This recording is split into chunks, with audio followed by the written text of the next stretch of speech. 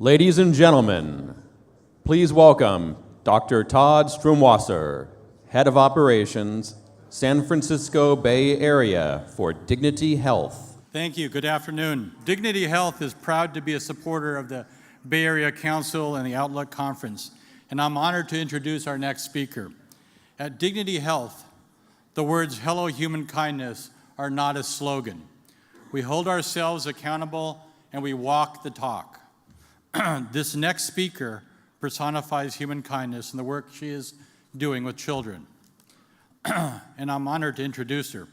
Dr. Nadine Burke-Harris founded the Center for Youth Wellness in San Francisco in 2012 to focus on one of the most serious public health issues of our time, the impact of adverse traumatic experience that have on children and how this affects the opportunities they have to succeed in life.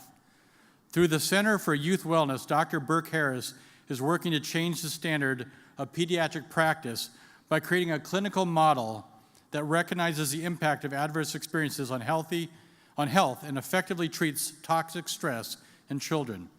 These experiences stem from a variety of causes and can lead to a lifetime of health problems and diminish the opportunity for future generations to contribute fully to our community and our economy. What I love about this is it's proactive and it promotes wellness.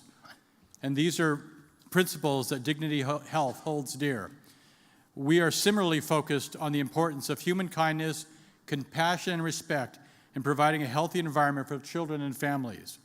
In addition to her work at the Center for Youth Wellness, Dr. Burke-Harris is an expert advisor on Hillary Clinton's Too Small to Fail initiative and the Clinton Foundation in association with Next Generation.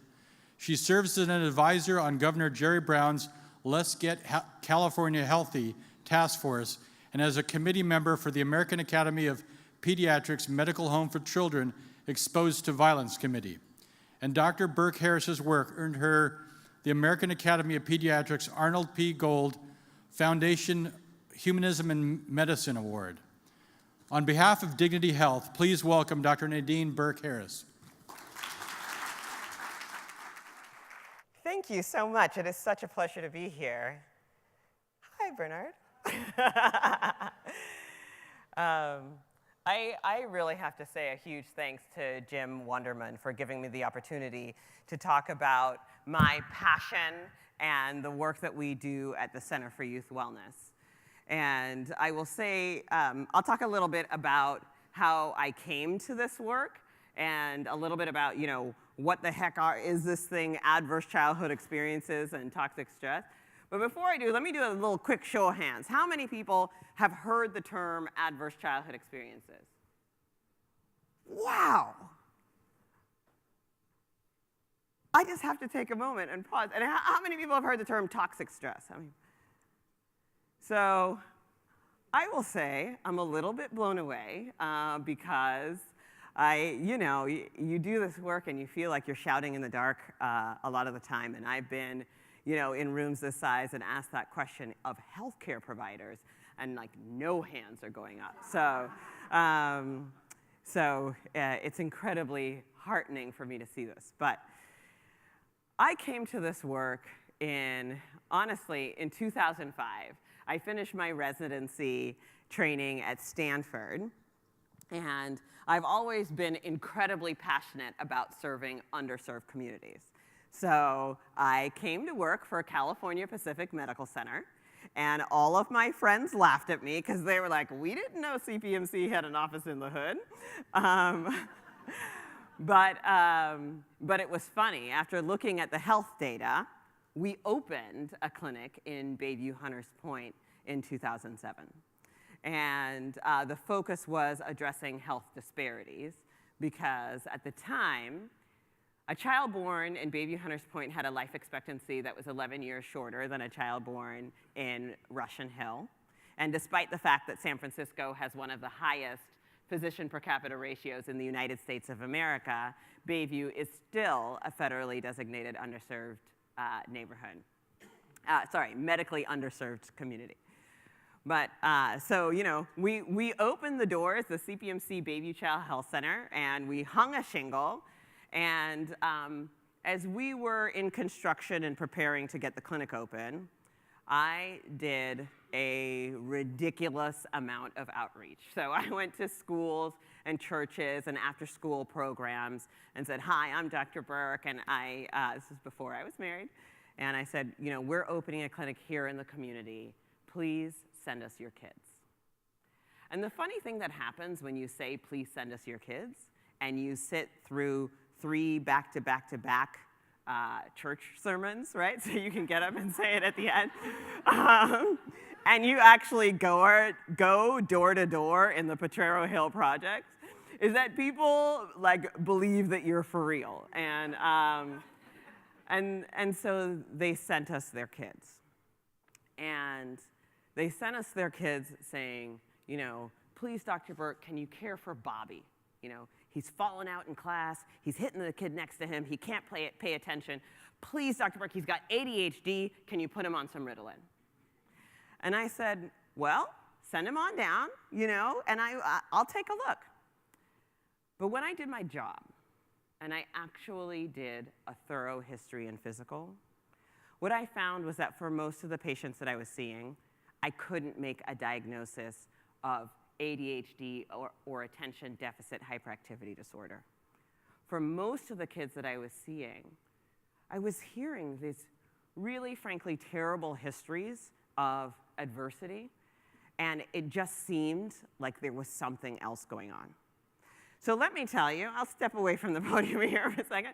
Let me tell you, oh wait, but then I go, okay, that if I worked in a community where there was a dramatically disproportionate level of autism or a dramatically disproportionate level of tuberculosis, I promise you I would be an expert in autism or tuberculosis.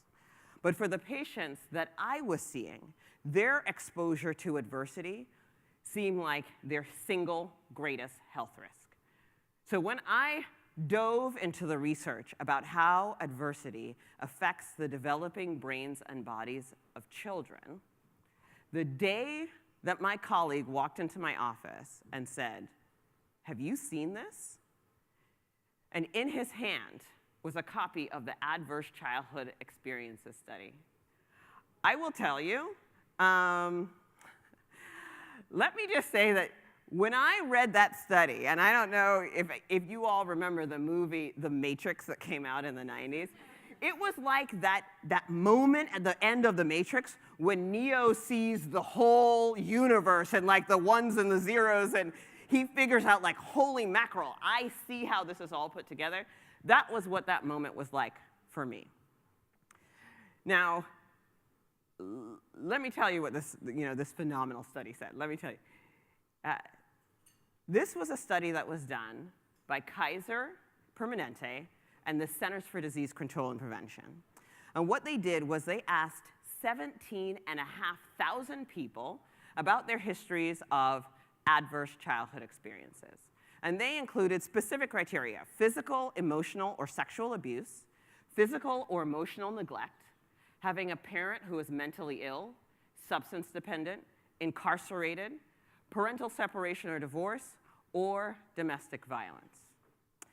And for each yes, you get a point on your ACE score. What they found were 2 things that were incredibly striking. Number 1, ACEs are incredibly common.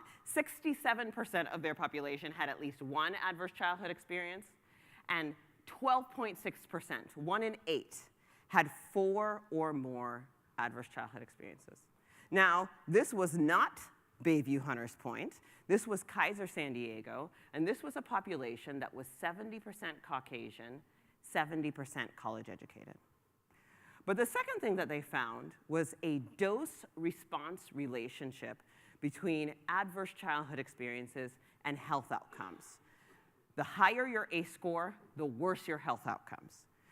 For folks who had an ACE score of 4 or more, their risk of chronic obstructive pulmonary disease, COPD, was 260%, 2.5 times that of someone with an ACE score of 0.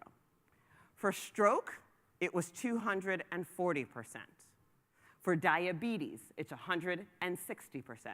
For cancer, it's 190%. For depression, it was 460%.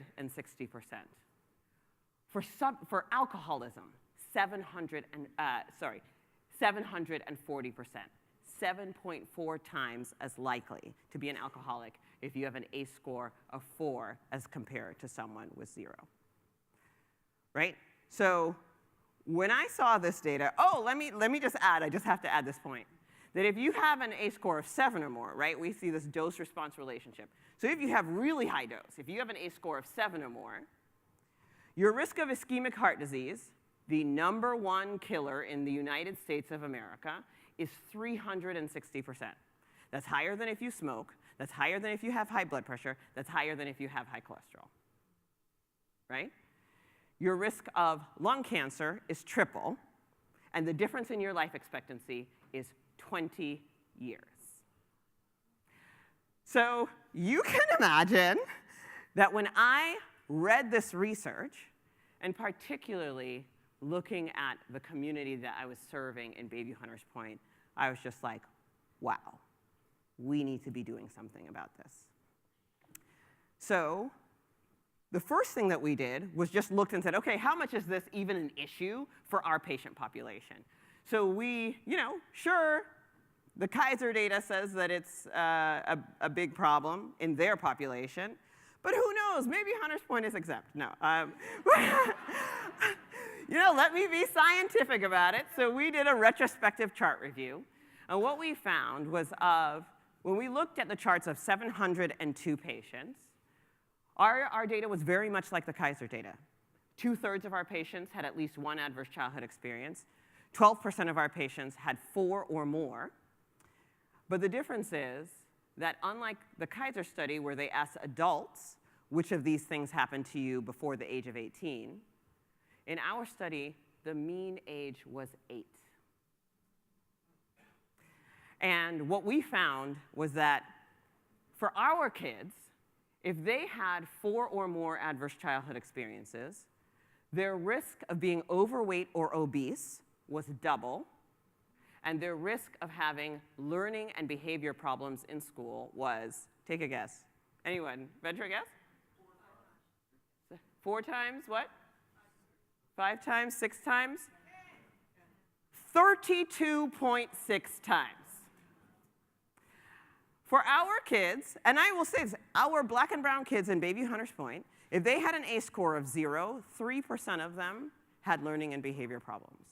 If they had an ACE score of 4 or more, 51.2% of them had learning and behavior problems in school. They were more likely to have learning and behavior problems than not, right?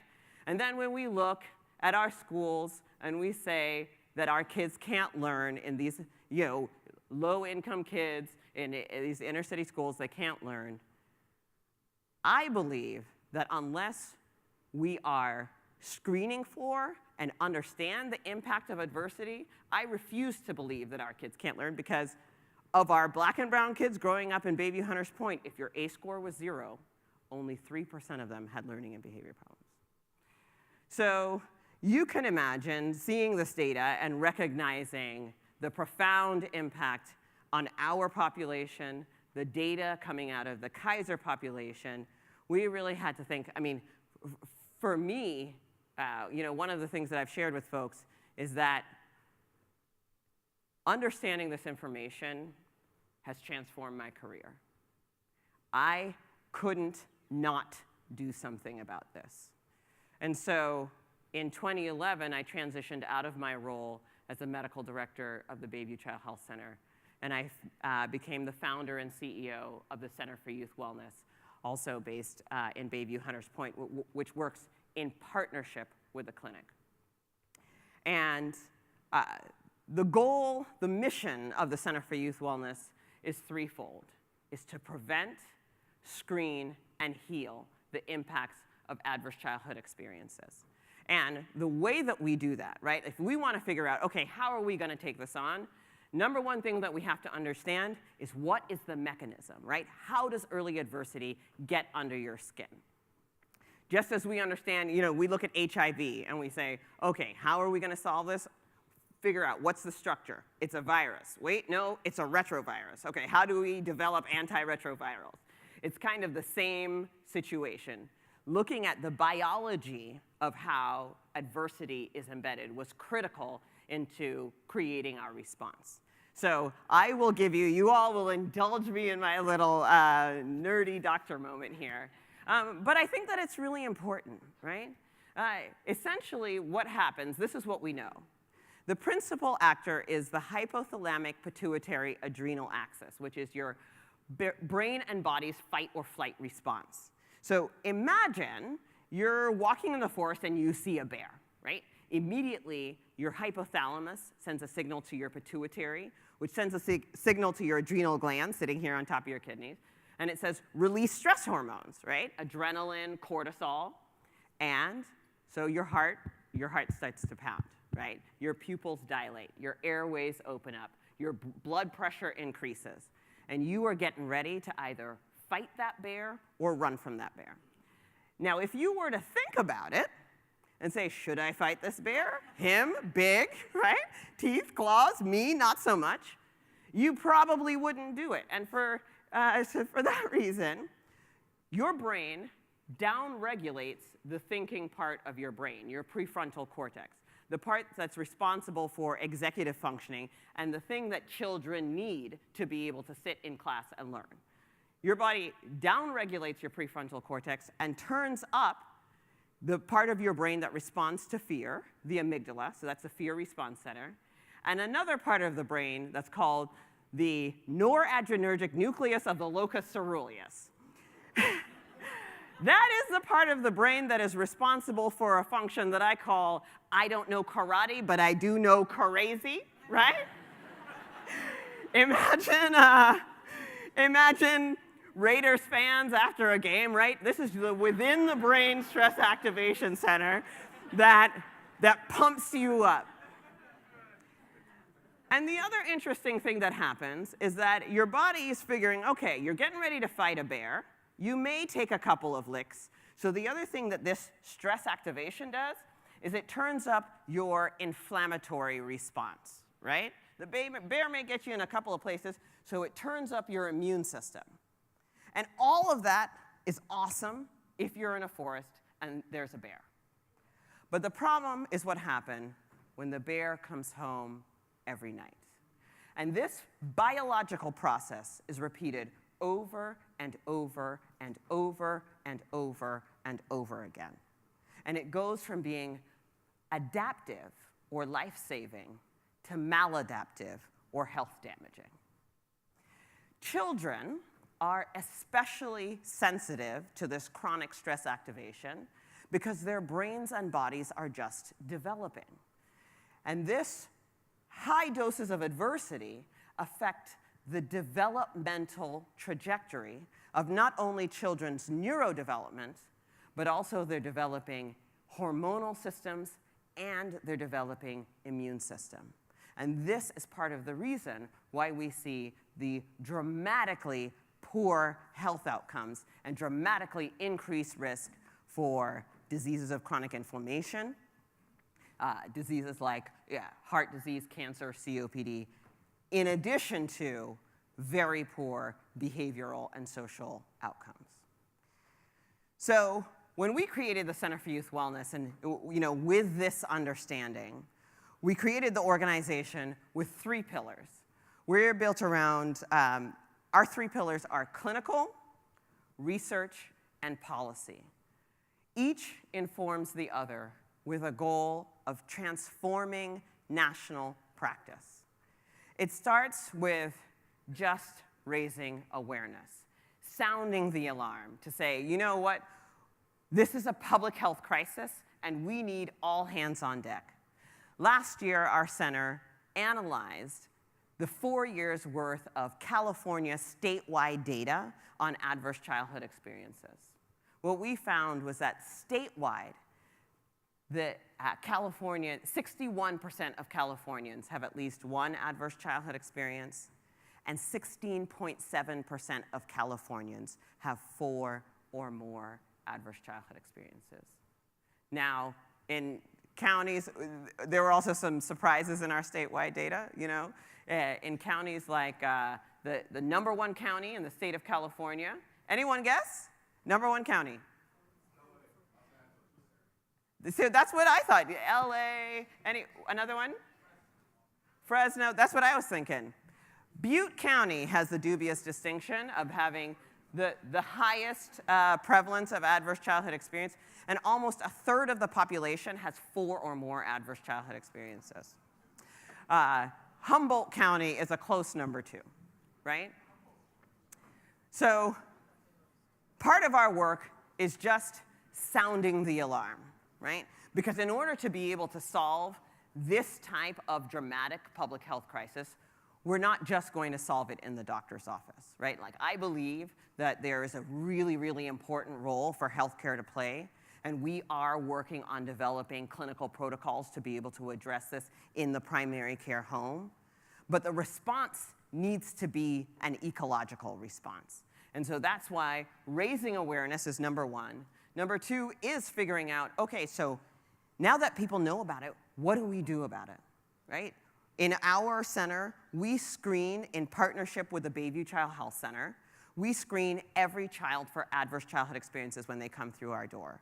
And for those who screen positive, we have a multidisciplinary treatment team that uses current best practices, including home visiting, therapy, case management, to be able to respond and reduce the dose of adversity in the household and use best practices to heal what's going on inside that child.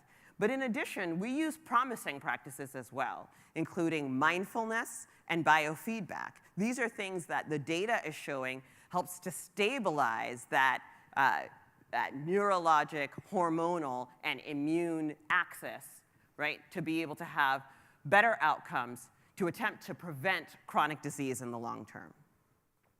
But the last piece of this work, in addition to sounding the alarm, in addition to developing these clinical responses, right, is figuring out how do we create a community that is responsive? How do we lay the foundation and the groundwork? And that requires all of us. We need an ecological model to be able to respond to this.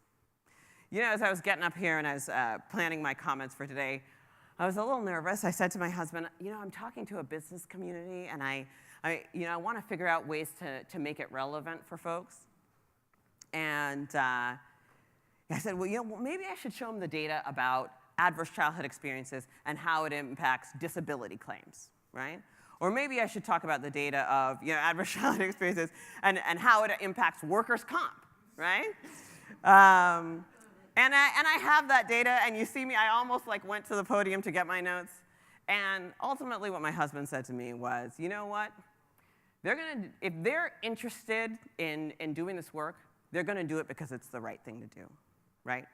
The folks in the room are gonna be interested in figuring out how to be part of the solution because these are our kids, this is our community, and ultimately, we're the ones who have to figure out how do we create a better, safer, more healthy world for the next generation.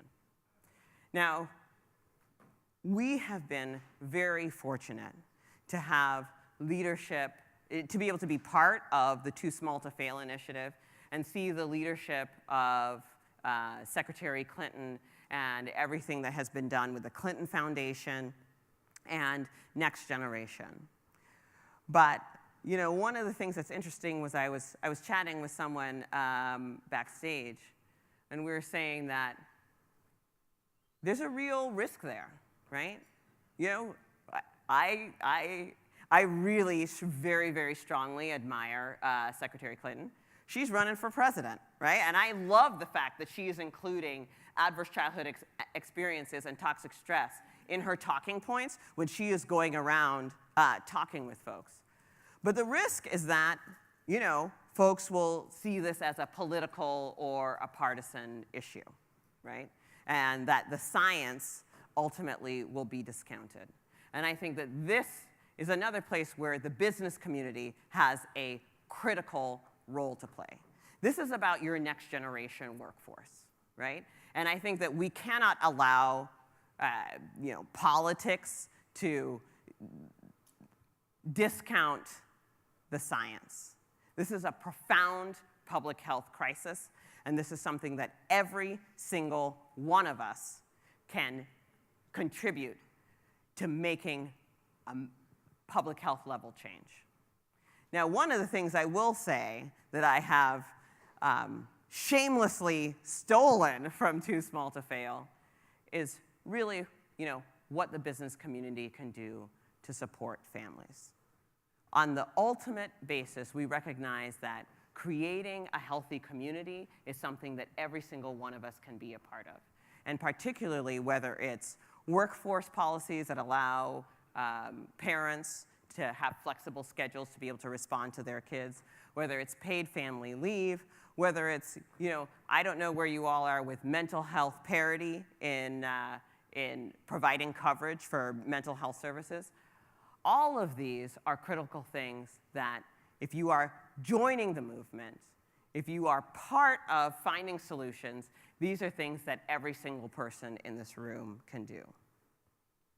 Now, 30 years ago, right, when we looked at the HIV/AIDS crisis, the time from diagnosis to death, the mean time from diagnosis to death was 6 months, right? From the time of diagnosis, 50% of people were dead 6 months later. And today, on standard antiretroviral therapy, the life expectancy is more than 50 years. How did we get there? We got there from recognizing that a public health crisis requires a public health response, and that every single one of us, whether we're doing it I'm doing it in clinic, or whether we're doing it as community members, or whether you're even shouting over the fence to your girlfriend, hey, didn't you know that being in this situation or being exposed to early adversity can dramatically affect your child's health and developmental impacts over the long term? There is something that every single one of us can do. And I believe that 20 years from now, right? I'm not even going to wait for 30 years. 20 years from now, the child who is exposed to adversity and goes on to develop high blood pressure, heart disease, and stroke will be an anomaly.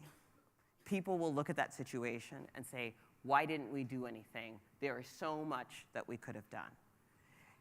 But in order to get there, it's going to take every single one of us sounding the alarm on this public health crisis. I am grateful to the Bay Area Council for this opportunity to share with you about our work and the work that we do at the Center for Youth Wellness. And I look forward to your partnership in this movement. Thank you.